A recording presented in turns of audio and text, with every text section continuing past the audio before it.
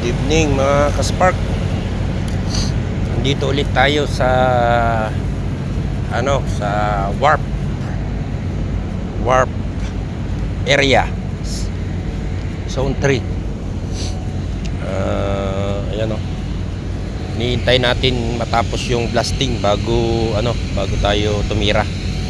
Dalawang na lang yun, dalawang paa na lang, pero yung mga yan sa next na daw hindi nakakayanin.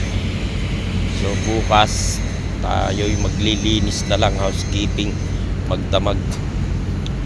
Marami pang papalitan kaso gawol na sa oras. Tapos lagi kasing critical yung kanang pag-release ng permit mga kaspark. Dito tayo sa sa iron ore. May mga nag-comment pala sa akin, ay nag-personal message sa akin. Oo, totoo yun kaspark, kasi hindi lahat ng Pilipino nandito sa Australia ay nabibigyan ng opportunity na makapasok sa mines, dahil dito napakahigpit talaga. Dapat may mga ticket ka. Ang tawag sa lisensya na yon ay ticket dito. Kailangan maano mo talaga yon, makuha mo talaga yung mga yon. Tapos bawat pupuntahan mo mine site, may induction yan sa sa online at saka face to face. Kaya dapat lagi mong anuhin yun, remind sa sarili mo, kung i-apply mo sa sarili mo yung mga matututunan mo sa induction, kasi napakahigpit talaga dito mga kaspark. Talagang marami nangangarap ng mga Pilipino na makarating dito sa mines, pero yun nga, hindi nabibigyan ng opportunity dahil minsan kasi hindi sapat yung yung experience. Kaya ang ginagawa ng iba kasi dinadaya, pero tayo hindi natin dinaya yung natin, yung mga na experience natin. Kumbaga nabigyan lang tayo din ng pagkakataon na makarating dito sa mines, makapagtrabaho. Sa isang taon mahigit ko na rito sa Australia, bago ako mag-isang taon nakapasok na ako sa mines. Talagang pinangarap ko. Nagpalipat-lipat din ako mga spark, ilan lipat din ako ng company. Kaya lang hindi sapat. Sabi ko, nandito na ako sa Australia, kaya gagawin ko yung lahat para makarating din ako rito sa mines talaga. Buti na lang may mga may mga nagtiwala sa atin sa yung kakayahan natin, kaya eto nakarating tayo rito sa loob ng minahan. Tapos siya talaga yung struggling, na matatawag kong struggling talaga yung naging way ko, dahil matindi yung pinagdaanan ko, hindi biro. Talagang sakripisyo, gutom, nandyan na yung panghinaan ng loob. Pero sabi ko nga sa sarili ko, hindi ako bibigay, dahil sa pangarap kong kailangan kong abutin para sa pamilya ko. Kaya lumaban ako mga kaspark, hindi ako bumigay, kasi pag bibigay ako, nandito na ako, uuwi ako ng Pilipinas, walang mangyayari. Kaya lakas ng loob lang talaga naging puunan ko na makapunta dito sa Perth. Isinabihan ako ng agency. Pagdating ko sa airport, wala, na-cancel daw yung company dahil may pumasok na ibang tao. Pero natambay talaga ako mga kaspark. Talagang ilan araw din akong kumain ng tinapay. Talagang tiniis ko yun, hindi ko sinabi sa pamilya ko, dahil siyempre ayaw ko rin mag-alala sila. Sinabi ko nung nakapasok na ako, at least tapos na. Ayaw kong nagsasabi. Kaya maraming salamat din sa mga mga kaiglesia ko na nandyan, naging sandalan ko. Number 1 sila, naging sandalan ko sila rito. Hindi nila ako pinabayaan, pinatira nila ako, pinakain.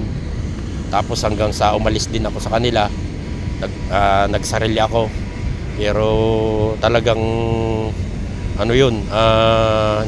wala pang kasiguraduhan, dahil unang pasok ko pa lang doon sa pinaglagyan sa akin, tinanggal na ako dahil wala daw akong ticket. Kaya nung may kinontak akong Pilipino na company rito, ayun, pinapasok ako hanggang sa naka 3 weeks lang yata ako sa kanya, tapos natambay ulit ako, pumasok ulit ako sa ibang tapos hanggang sa pinapasok na ulit ako ng tuloy-tuluyan. Ayun, na isiningit ko na talaga yung mga ticket ko, yung mga lisensya, talagang training. Uma-absent ako, tapos ang ginagawa ko, hahabol ako ng oras para makapasok sa kanila, para hindi sayang. Kahit papano may sahurin ako, may padala ako sa pamilya ko.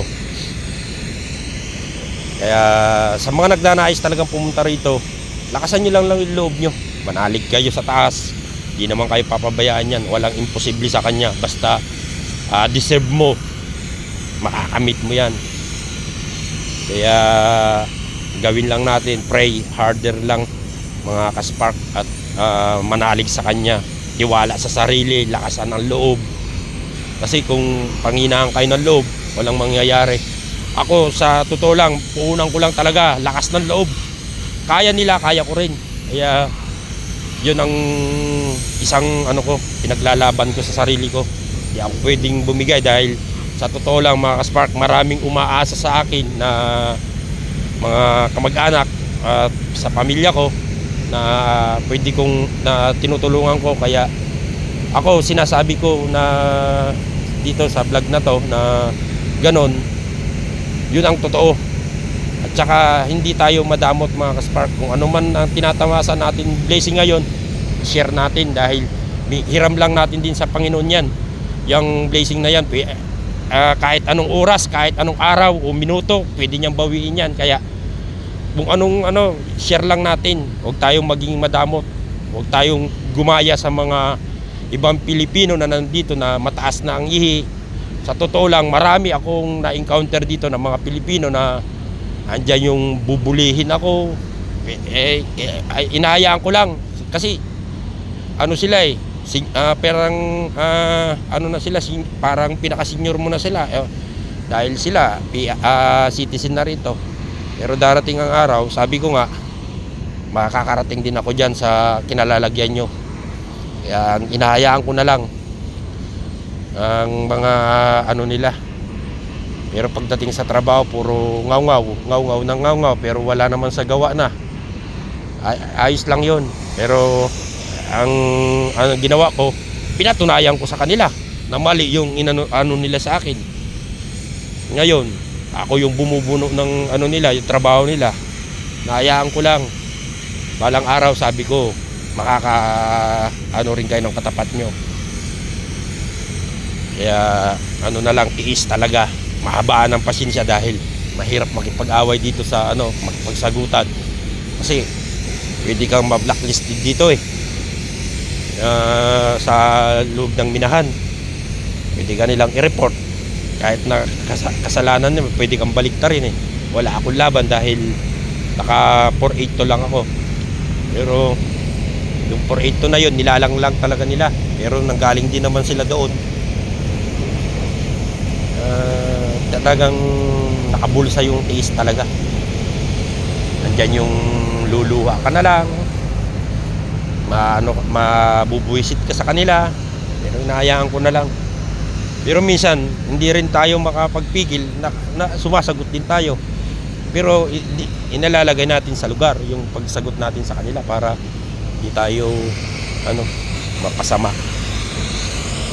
Kaya sa mga nagnanais na mga parating dito mga ka-Spark, lang kayo, salamat sa mga nag-personal message sa akin.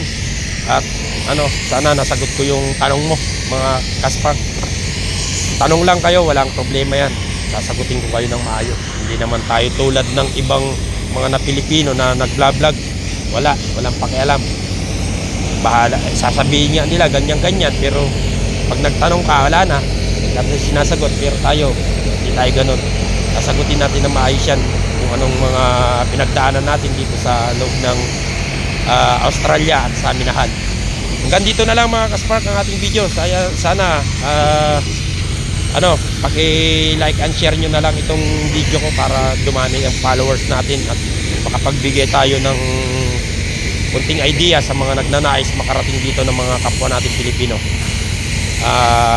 Hanggang dito na lang mga kaspark at keep safe always. God bless mga kaspark.